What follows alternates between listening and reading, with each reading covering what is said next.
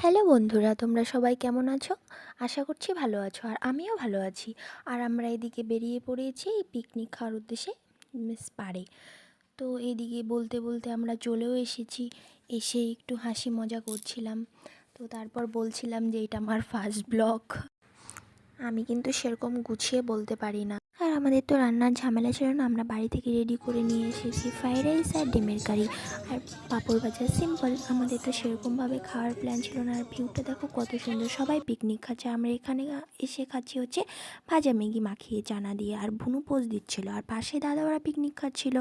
আর এখানে এসেছে একটা কাকু চিপস ভাজা নিয়ে, আর আমরা পাশে একটু ঘুরে টুরে এসে ছবি টবি তুলে এসে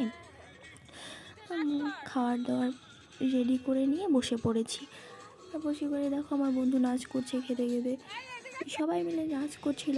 দেখো ফ্রাইড রাইসটা কত সুন্দর হয়েছে, তাই না? আমি বানিয়েছি, আর ডিম কারিটা আমার বান্ধবী বানিয়েছে। দেখো এদিকে সবাই খাওয়ার জন্য বসে পড়েছে, আর খেতে খেতেও পোজ দিতে হয়, দেখো শেখো। আর দিয়ে খাওয়া দাওয়া শেষ করে আবার নাচ শুরু হয়ে গেছে। গান শুনলে আর কি লাগে, তাই সবাই মিলে নাচ করছিলাম।